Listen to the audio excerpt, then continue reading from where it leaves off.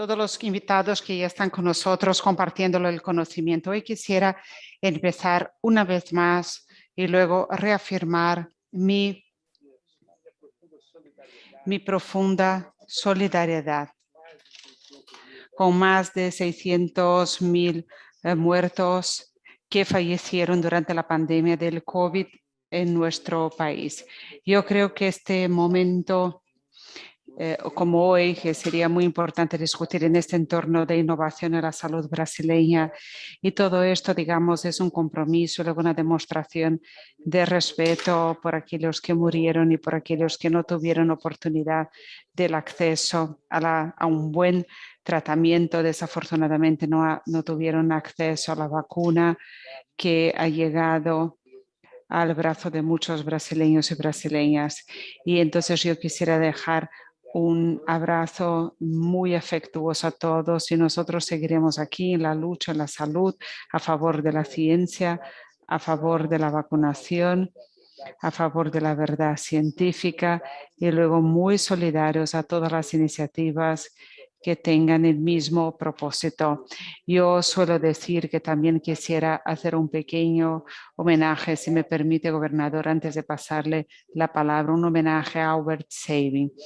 Yo tengo por esta gran personalidad humana que fue el científico que ha traído a Brasil, al mundo, o nuestro programa todo de vacunación cuando ha descubierto las gotas y luego la progresión de poliomielitis, parálisis infantil, como denominaban cuando era niño.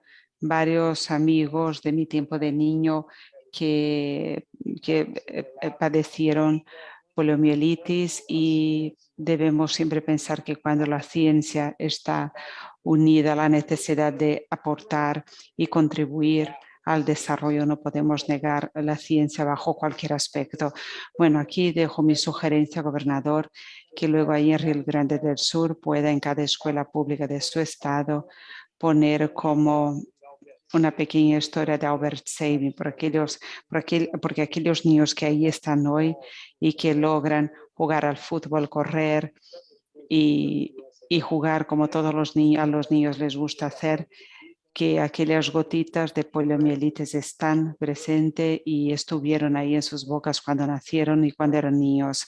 Y entonces solo quisiera agradecer una vez más su presencia aquí hoy, agradecer a los profesionales de salud que se dedicaron de cuerpo y alma al trabajo intenso durante este periodo de la pandemia, poniendo en riesgo sus vidas para poder proteger nuestras. Soy médico, ya no estoy en actividad asistencial, sin embargo reconozco a mis compañeros de trabajo, tengo una gratitud y un orgullo muy grande de pertenecer a esta categoría profesional. Por lo tanto, agradecemos a todos los patrocinadores, a todos los que nos ven aquí y me emocioné mucho ver esta apertura, gobernador también realmente, todos los que estaban hablando de nosotros, y es muy interesante ver cómo la innovación está en la vida cotidiana de la gente y entonces, bueno, enhorabuena a los que desarrollaron de manera brillante este contenido, todo que se reparte en todas las plataformas digitales. Bueno, ante todo, muy buenas tardes, gobernador Eduardo Leite, es un honor tenerle con nosotros. Tiene la palabra para su presentación sobre gobernanza inclusiva y luego responsabilidad social en este mundo globalizado en el que estamos viviendo. Muchas gracias. Muchas gracias, Josier, a todos los que nos acompañan aquí. Es un gusto participar de este encuentro en el que nosotros discutimos realmente este tema de la salud, el acceso aquí, que se discute esta política pública de un servicio que se debe prestar a la población, que es justamente muy complejo y muy urgente. Nosotros tenemos una complejidad y estamos ahí desarrollando los 3 niveles de gobierno, que son aquellos que coordinan este sistema único de salud, los gobiernos estaduales y luego los gobiernos municipales, en especial los municipios, la atención primaria de responsabilidad de los municipios y en muchos casos, en muchos municipios, con la gestión plena de la salud, la gestión de mediana y alta complejidad. Y luego debemos promocionar esta gobernanza con la participación también de la sociedad civil que se organiza por medio de los consejos de salud, que podemos encaminar la gestión de los recursos de una manera responsable con los recursos para poder atender a la población. Hay una complejidad y una urgencia y que veo que ahora pasa la pandemia y ha dejado muy claro que la salud debe ser en el momento en el que uno necesita. La enfermedad no nos avisa y la atención de salud y debe estar disponible para atender a la población en el momento en el que es necesario. Cuando nosotros tenemos la demanda por el acceso a los servicios de salud por diversas puertas de entrada, nosotros tenemos muchos temas que son más urgentes, otros no son muy urgentes. ¿Cómo nosotros logramos garantizar que este acceso esté viabilizado? Y aquí está la tecnología, la telemedicina, la posibilidad de orientación, de soporte por motivos de profesionales de salud, expertos que ayudan a orientar este acceso para los que deben priorizar y aquellos que deben enviar y solucionado. La tecnología puede dar un soporte esencial para esto y de esta manera nosotros podemos reducir el tiempo por análisis y consultas, que es esencial para un tratamiento que se dé en un hospital. Y como hablábamos, José, si uno recurre hasta nosotros como ciudadanos y que tenemos ahí más condiciones para una consulta con un experto, para lograr análisis. Por el SUS muchas veces vemos que uno tiene dificultad con respecto a este acceso. Sin embargo, después de esto, cuando uno logra acceder al recurso, es un servicio muy bueno para los que tienen esta disponibilidad. En Río Grande del Sur tenemos excelentes posibilidades en hospitales ahí de caridad. Río Grande del Sur tiene esta característica de muchos hospitales filantrópicos que dan soporte al SUS. Fue una diferenciación importante a favor de la movilización durante la pandemia. Si nosotros tuviéramos hospitales públicos directamente, el Estado seguramente tendría que hacer licitaciones y contrataciones más complejas para mejorar su sistema de salud, y después con esta prestación de servicio de los hospitales y hospitales universitarios filantrópicos, Santa Casa, hospitales beneficientes, el Estado contrata el servicio y en este momento, con el número de análisis de consultas que están disponibles a la población, y otros están encargados de que se van a alquilar equipos, se van a comprar para que el Estado también pueda disponer equipos, para que los hospitales tengan ahí capacidades de estructura para la atención. Rápidamente logramos reforzar nuestra estructura, básicamente triplicamos el número de camas en las CTIs para que nadie se quedara sin atención médica, sin la atención de una cama clínica de CTI en el momento más crítico que vivenciamos en el momento de la pandemia. Y entonces estábamos hablando de gobernanza y estamos hablando de la definición de responsabilidad de manera objetiva, clara, y luego a la vez es necesario verificar la interacción entre los agentes, el diálogo institucional organizado, flujos bien definidos,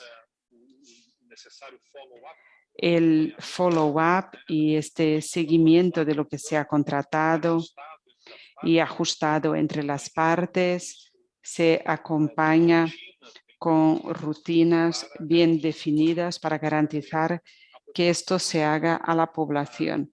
Sin lugar a dudas, el reto de la salud pública en Brasil, en Río Grande del Sur, eso se encuentra mucho en esta tensión de mediana complejidad en lo que se refiere a las consultas con los expertos, análisis clínicos que son necesarios para que se pueda acceder a los servicios disponibles de alta complejidad.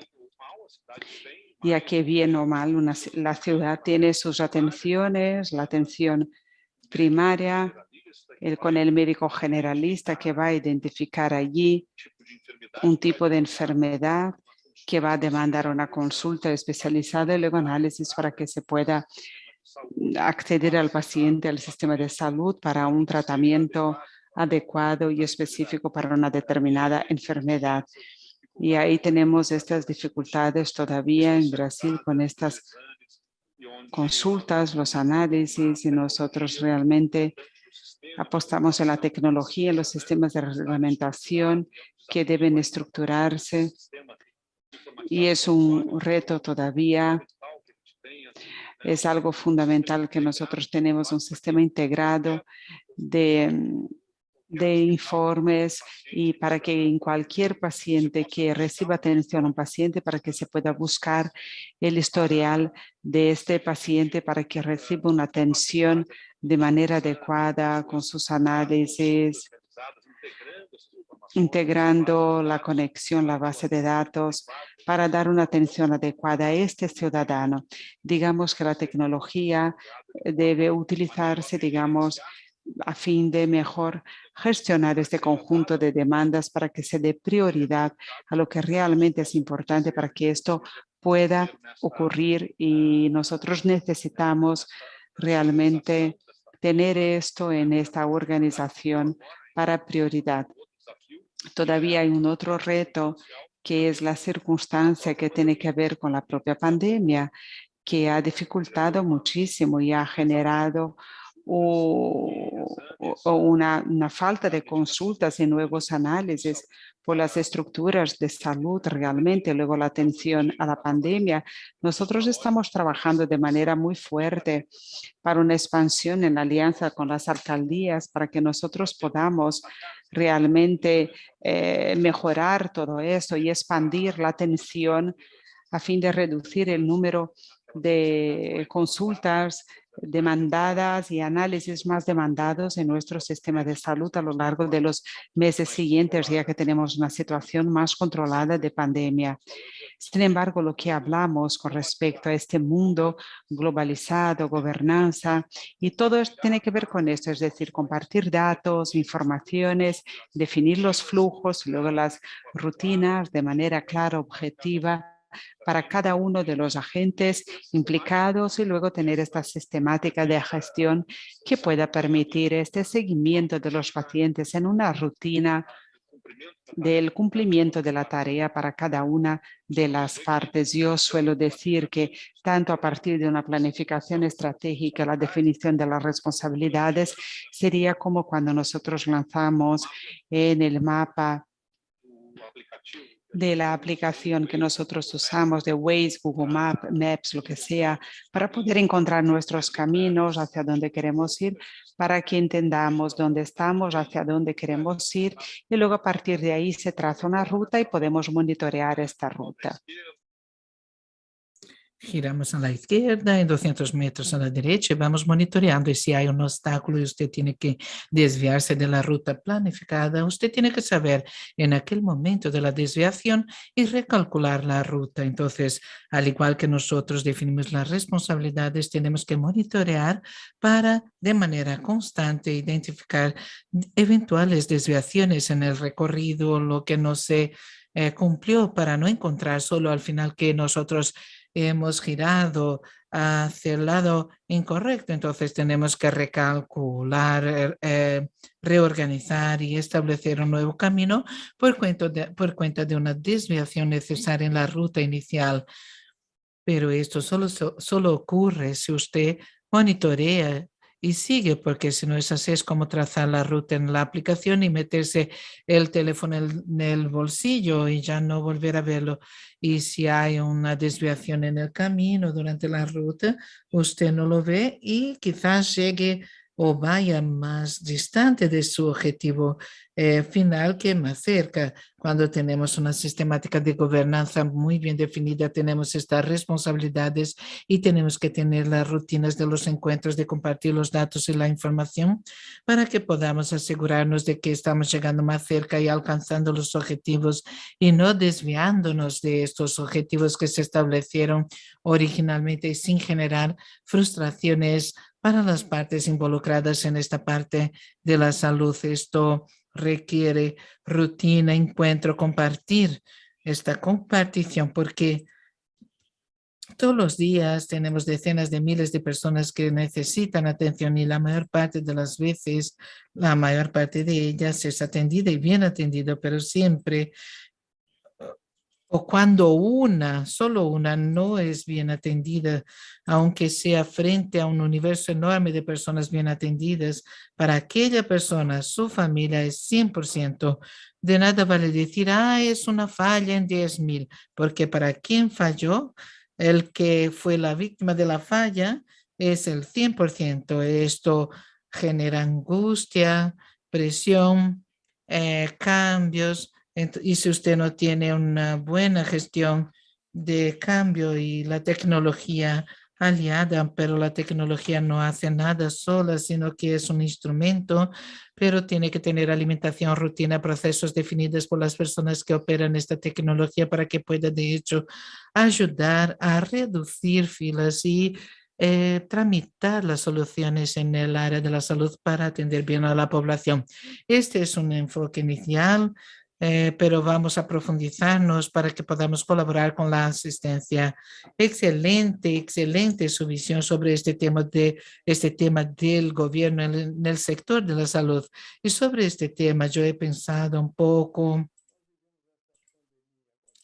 Nosotros vivimos esta pandemia, pero yo pienso que esta pandemia nos enseñó mucho. Nosotros identificamos desde el inicio que teníamos un problema de capacitación profesional. No todos los profesionales de salud brasileños estaban en el mismo nivel de capacitación profesional.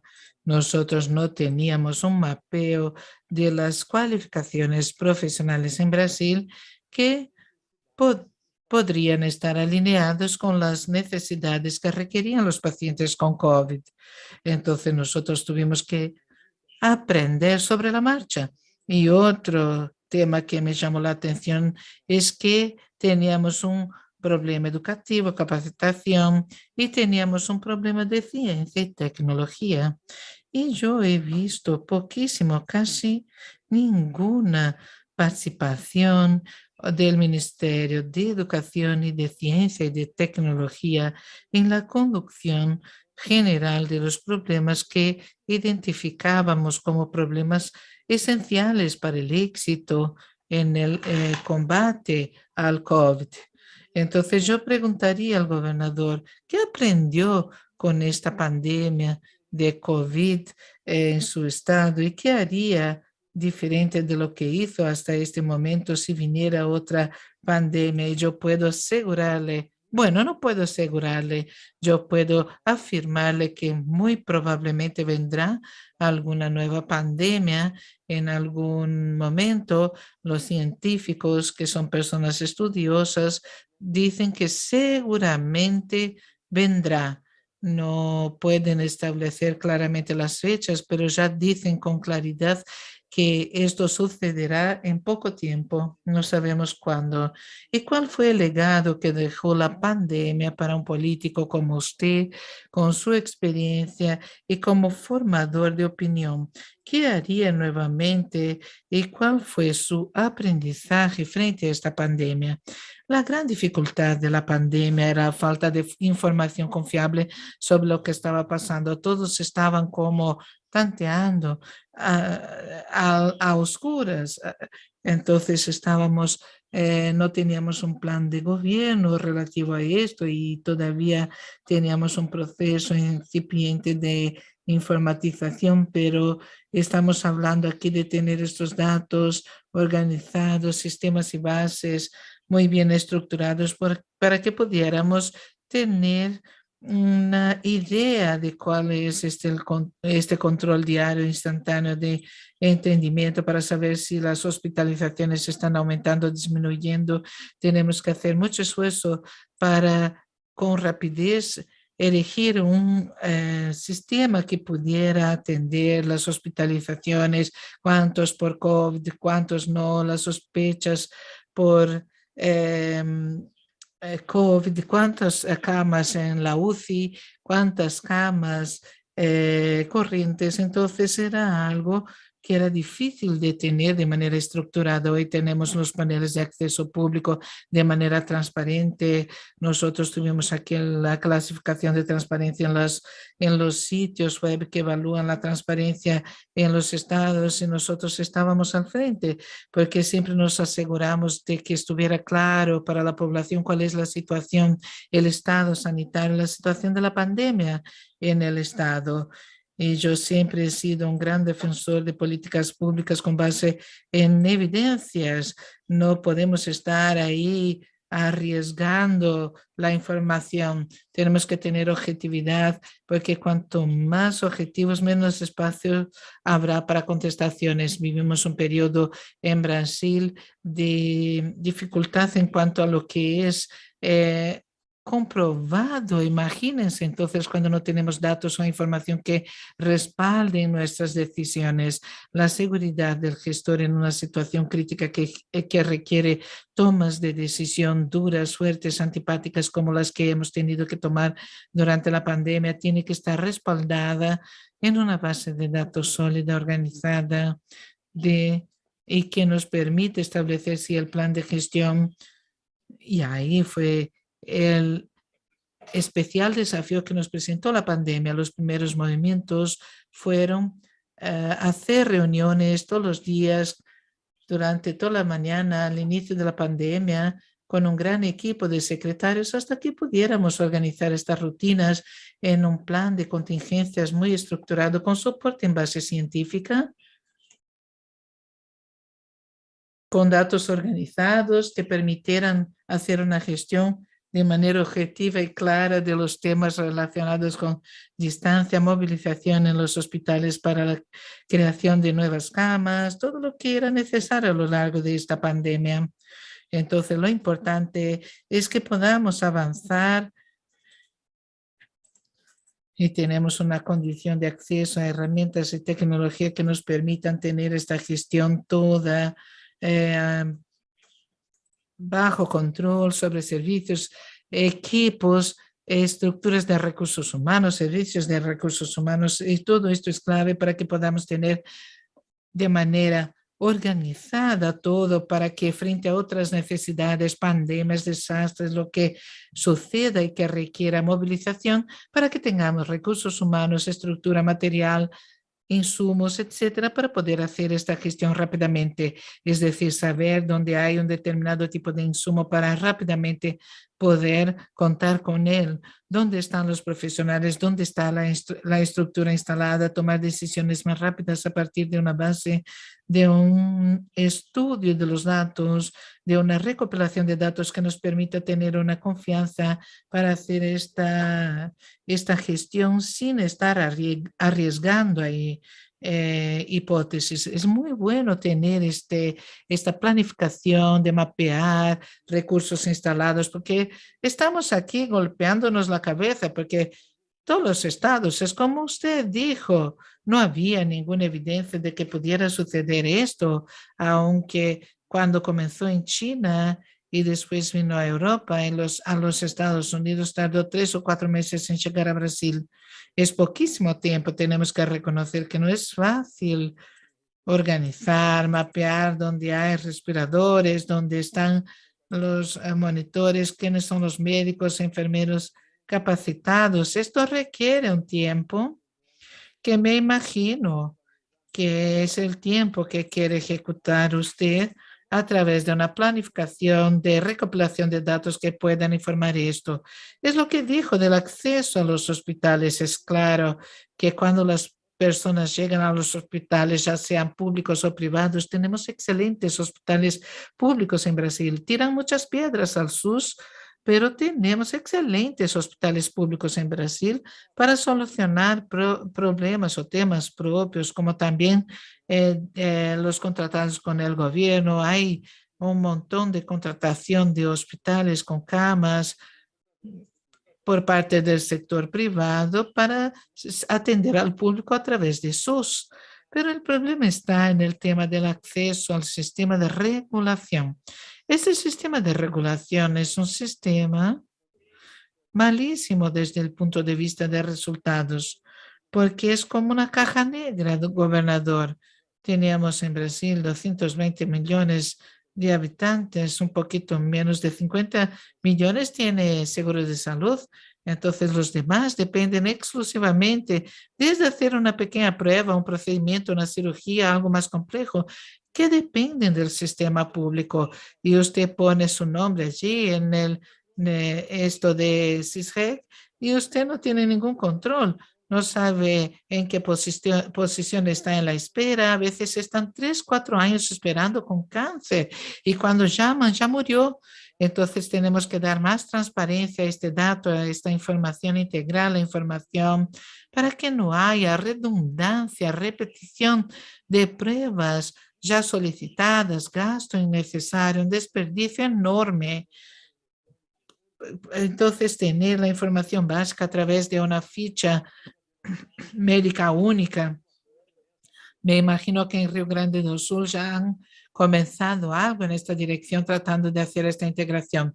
Es muy bueno que hable de esto porque yo pienso que en Río Grande nosotros podemos tener un buen proyecto piloto para realizar las cosas. Por ejemplo, yo estaba leyendo hoy en el periódico O Globo que un estudio, no me acuerdo cuál es la institución que lo publicó, no me acuerdo, que dice que este periodo de paralización de las escuelas hizo que niños de la enseñanza fundamental pasaran a una situación de analfabetismo real, no es digital, es analfabetismo real. Los niños perdieron la capacidad de leer y escribir porque estuvieron 2 años sin clases. Solo clases digitales muchas veces no es un programa que está hecho para enseñanza digital.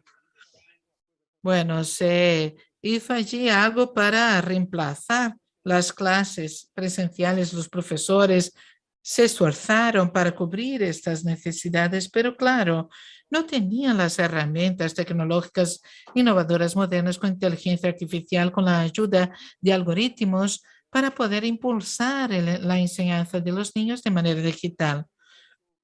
Y si tiene algún tiempo, yo sé que usted aún tiene un año de gobierno por delante, pero es un año en donde hay que hacer algo por los niños que perdieron clases todo este tiempo. ¿Cómo está estudiando esto, viendo esto, ejecutando? ¿Qué está haciendo? Hemos anunciado recientemente una inversión bastante robusta para hacer esta recuperación de aprendizaje.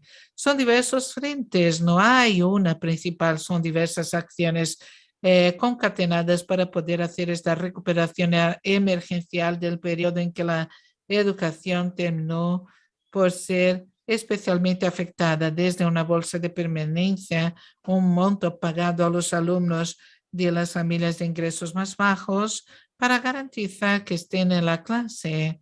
Entonces vamos a pagar a los 80,000 alumnos de enseñanza media una beca de 150 reales mensuales para garantizar la permanencia de estos jóvenes en clase.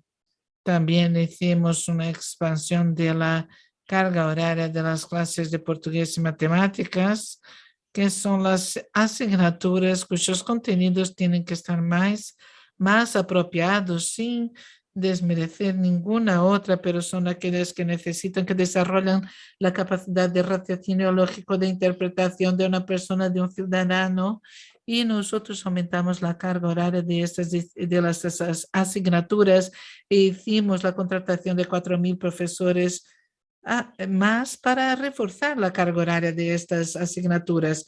Vamos a hacer ahora una consulta a los estudiantes para ajustar y conformar un cuarto año de la enseñanza media. No es un año regular, sino la disponibilización de los alumnos que están saliendo de la enseñanza media, la disponibilización de recursos, el refuerzo, contenidos en que se vieron perjudicados o que necesitan un refuerzo para el próximo año, tecnología acoplada a nuevas computadoras, plataformas de enseñanza a distancia.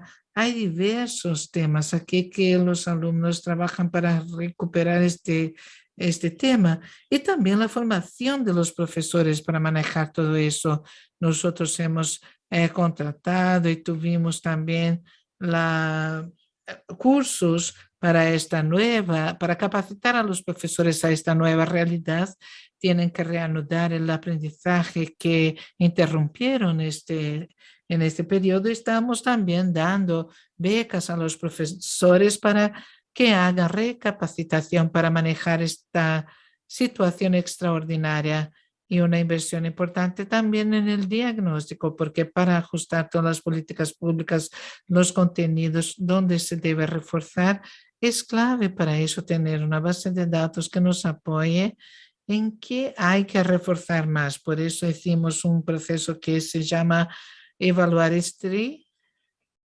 En todo, es un proceso de evaluación con exámenes, seguimiento en cada escuela para ver cuáles son o dónde están las mayores fragilidades y a partir de este diagnóstico se utiliza un sistema de gestión para ayudar y dar soporte a los profesores. Para utilizar esta información, de nada vale hacer la evaluación y meterla en el cajón. Hay que utilizarla como instrumento de gestión. Tenemos una estructura técnica dando soporte al profesor para decir, mire, en este grupo se verificó más la deficiencia en este tipo de contenido, dándole todo el soporte al profesor de cómo debe manejar aquel contenido, cuáles contenidos y de qué manera puede abordarlo para ayudar a recuperar este grupo con los contenidos que se identifican. Este proceso de evaluación es clave para que podamos ajustar el proceso de enseñanza para lo que marcará más la diferencia, porque si no es así, podemos estar allí reforzando contenidos que no serían necesarios, mientras que otros que serían más urgentes y que no hay que reforzar tanto, quedan a un lado. Y como estamos hablando del gobierno, tenemos que tener datos, bases de datos, las urgencias, lo que se identifica como mayor necesidad y hacer personalizado para cada uno de los grupos sobre cuál es el proceso que hay que implantar o gerenciar según el aprendizaje de acuerdo a sus mayores debilidades. Eduardo, yo sé que ya tiene algún tiempo, ya que en poco tiempo tiene que dejarnos, ¿no? Entonces vamos a tratar de concluir en pocos minutos nuestra charla.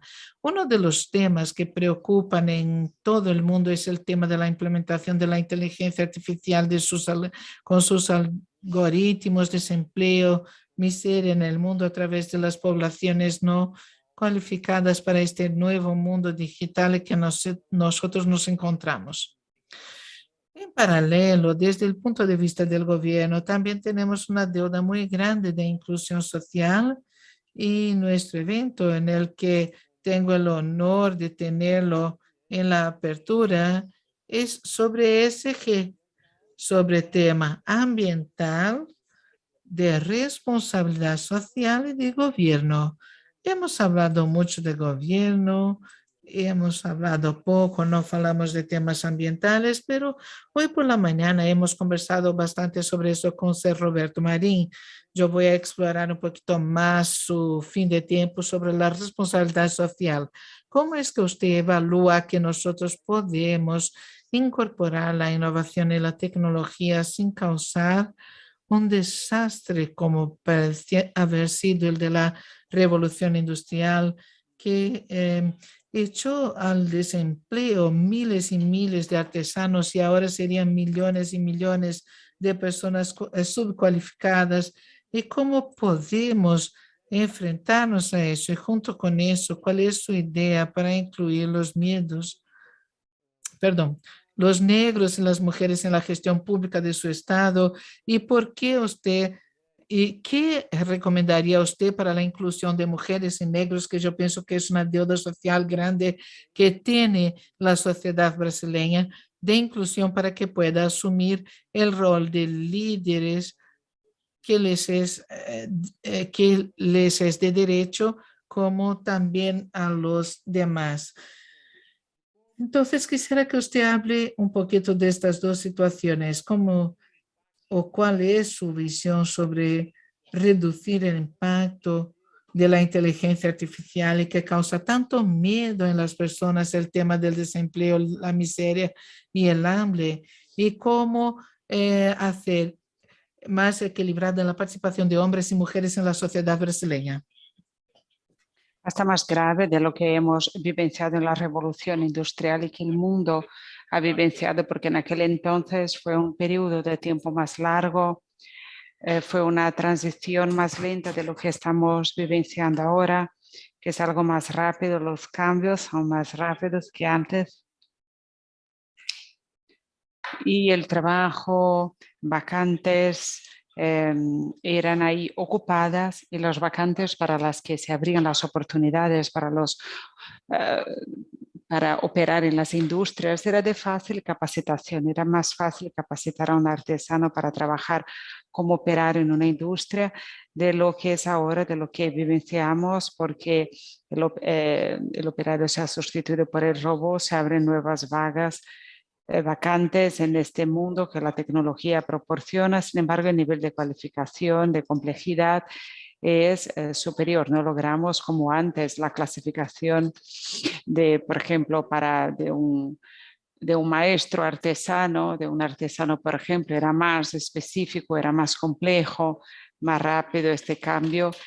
Y por eso la gente vive en un nivel de ansiedad en este mundo de grandes transformaciones. Incluso por eso visualizamos un mundo en el que hay más vulnerabilidad, por ejemplo, para populismo, demagogia, porque la gente realmente está más frágil, están ansiosas, frágiles con el espacio que tendrán en el mundo, y empiezan a buscar culpables para poder, digamos, poner la culpa de los problemas en el nuevo mundo. Tenemos la responsabilización de inmigrantes, de minorías, como si fueran ellos los culpables, cuando en realidad es una transformación tecnológica que afecta a todos, y esto es que debemos tener ahí la claridad.